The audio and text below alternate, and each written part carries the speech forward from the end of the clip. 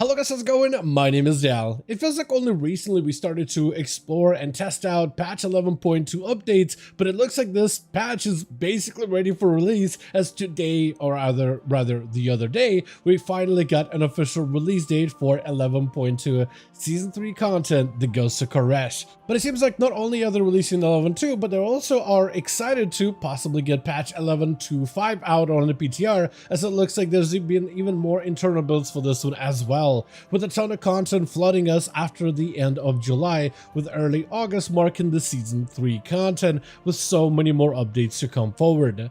But in this video, I want to go over the entire launch of patch 11.2, specifically going over the different dates, what is going to be made available when. A certain content is going to be launching on August 5th, while the seasonal content, or a huge bulk of it, is going to be launching a week later on August the 12th, and I wanted to catalog exactly what's going to be available when, once 11.2 officially goes live. If you're looking for an easier time to be able to keep up with any new future content like patch 11.2 or anything that follows afterwards, then be sure to follow the channel and subscribe, because I try to keep you guys up to date as best as possible. But otherwise, let's dive right in. So the actual official launch of patch 11.2 is actually going to be on August the 5th, so in about a month from now. So as Turbulent Timeways ends, this is when the launch of the patch is going to be.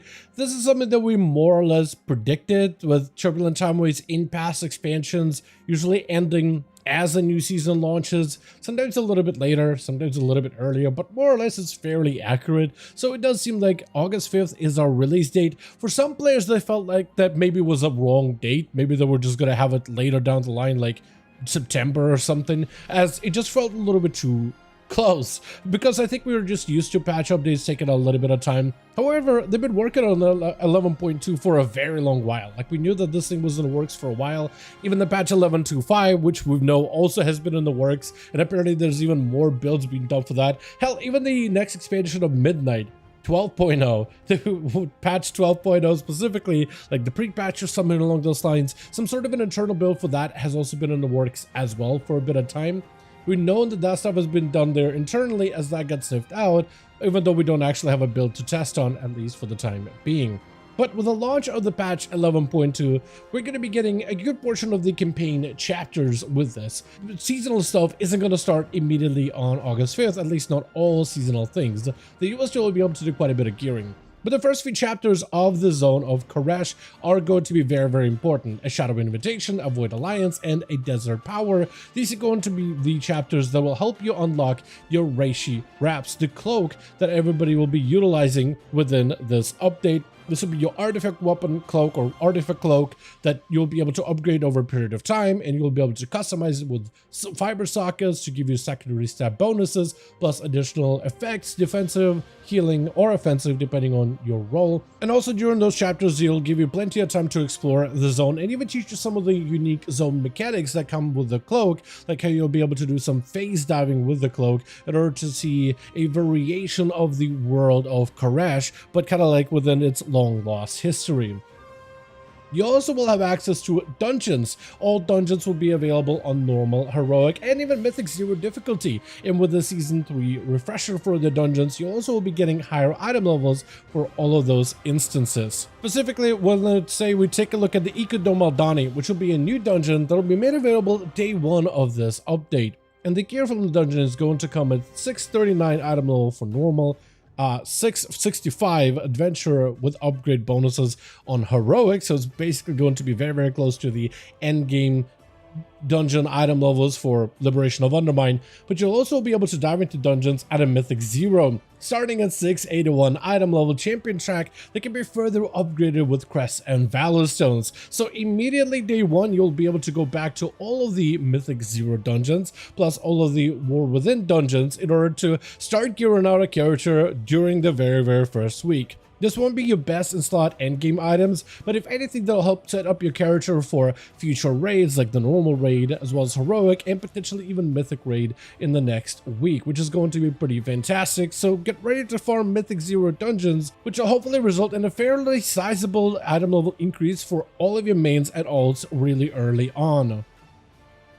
Delves will also be unlockable at the very beginning, and you'll be able to push up Delves all the way to tier 11 if that's what you're looking to do. However, you won't have bountiful Delves or keys to use those bountiful Delves on, so you won't be able to get gear from Delves, or at least, high-end champion track gear or anything like that, but you will still be able to work up to tier 11 or tier 8 minimum for your Great Vault, as you will also be able to start getting Great Vault credit during this first week. So getting your Mythic Zeros out of the way and getting a bunch of Delves out of the way will at least allow you to loot some sort of a decent item from your Great Vault the following week. So you could start on your character's gearing progression and journey strong, depending on how much time you spend with endgame activities filling out your Great Vault. Now, during the week 2 of the patch 11.2 launch, you'll be able to get the campaign chapter 4 and onwards for the Knife's Edge storyline, as well as the prologue for the War Within expansion. So it's going to wrap up the rest of the story and will likely unlock you some of the other bonuses with your cloak, as well as some of the other open world content. But also during this time, you'll be able to get the access to the raid of this major update, Metaforge Omega, which to me just sounds like such a different name for WoW. Like the raid called the Metaforge Omega. I don't think we've ever had anything like that, featuring its own set of bosses, a brand new gorgeous environment that doesn't even look like World of Warcraft in some cases, and I mean that in the best ways possible, as well as a myriad of a bunch of fun fights that I got to test out over on the PTR, with a lot of them really adding a fresh take, plus one of the biggest end bosses that we're not going to be able to test over on PTR, unfortunately. But that one is being saved for the actual content once the raid officially goes live. Outside of this, we also get a new world boss of Reshinor the Untethered, a void dragon that's likely going to have some sort of void crawler as well as void creeper ads present throughout the encounter. And just like the Liberation of Undermine raid boss, you gotta have champion track warbound gear. So you'll be able to get an item that maybe your main can equip, maybe one of your ults could equip, but it's definitely worth scouring this guy for all of his loot in order to be able to get as many usable pieces for any of your characters as quickly as possible.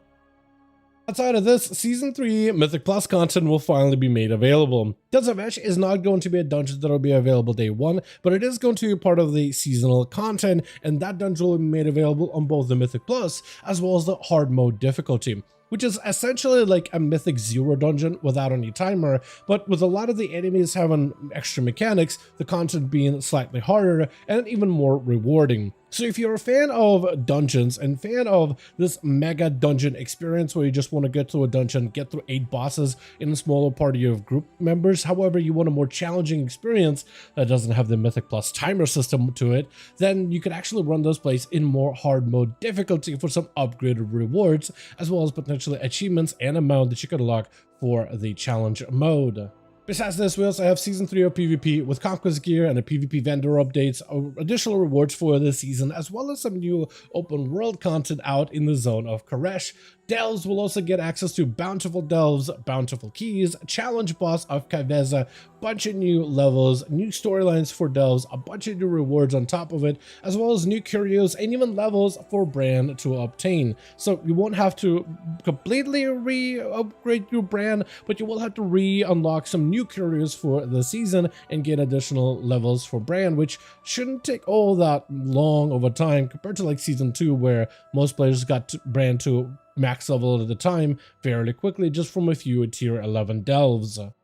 And Great Vault will finally be lootable that week as well, and you'll be able to fill it with even more rewards for the season. So you'll want to dive into a plus 10 keystone dungeons as early as possible, possibly into mythic raids, and even high end, or as high end as you can, of Del content to fill out with as many items that should hopefully lead to further upgrades.